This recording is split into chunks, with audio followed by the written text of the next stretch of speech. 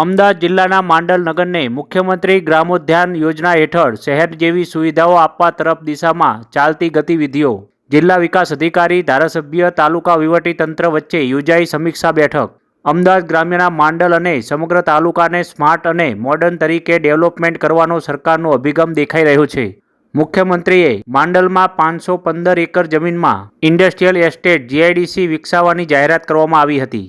Road, રસ્તા, પાણી અને અન્ય વિકાસના કામોની ચર્ચા પણ કરવામાં આવી. મુખ્યમંત્રી ભૂપેન્દ્ર પટેલ દ્વારા રાજ્યના પછાત તાલુકાઓને શહેરો જેવી સુવિધા મળે અને સાથે ગામડાઓ પણ સર્વાંગી વિકાસ થાય તે હેતુથી મુખ્યમંત્રી ગ્રામોદ્યાન યોજના અંતર્ગત પ્રથમ તબક્કામાં ચાલી રહ્યો છે, જેમાં અમદાવાદ ગ્રામ્યના માંડલ નગરનો પણ સમાવેશ કરવામાં આવ્યો છે. આ સમીક્ષા બેઠકમાં જિલ્લા અને તાલુકા વહીવટીતંત્ર દ્વારા સર્વે પ્રોજેક્ટ માટે સમીક્ષાઓની બેઠકો, ચર્ચા વિચારણા સહિતનો દોર શરૂ થઈ ગયો છે.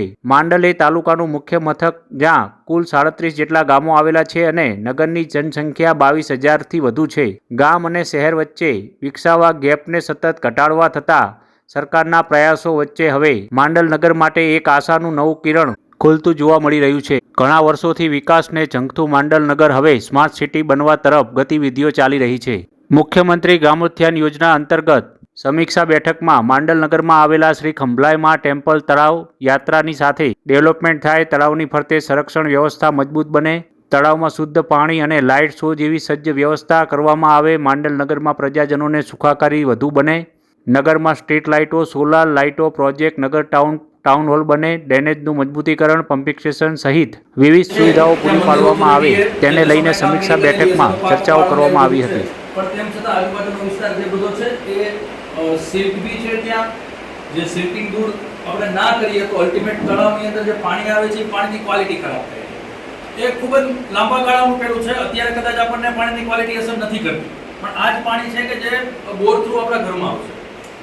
તો એક કોમ્પ્રિહેન્સિવ પ્લાન, તળાવ ખૂબ જ મોટું છે, પણ જે નાનો પાર્ટ તળાવનો છે જ્યાં બંધ બાંધેલો છે, ત્યારે જે infrastructure, pipeline network, pumping machinery, ST જે પંપ હાઉસ બનેલું હતું તો એ અત્યારે કાર્યરત નથી. કોઈક ને કોઈક નાના મોટા એમાં ચોકઅપના પ્રશ્નો કે જ્યાં વડીલો, સિનિયર સિટીઝન પાર્ક જેને કહી શકાય, અથવા તળાવ છે તો તળાવની અંદર સરસ મજાની ચોભાવ છે, તો આપણે ટાર્ગેટ કરીએ છીએ કે એવી સુવિધાઓના બેઝિક વર્ક કરીએ જેથી કરીને ભવિષ્યમાં જ્યારે વધારે કોઈ ફંડ આવે તો વધારે અમારી ટીમ અને તાલુકા પંચાયતની ટીમને આમાં પણ અમે પંચાયત અને તાલુકા પંચાયત સાથે ભેગા થઈને અમલવારી કોણ કરશે? જિલ્લા પંચાયત ડાયરેક્ટ કરશે, તાલુકા પંચાયત?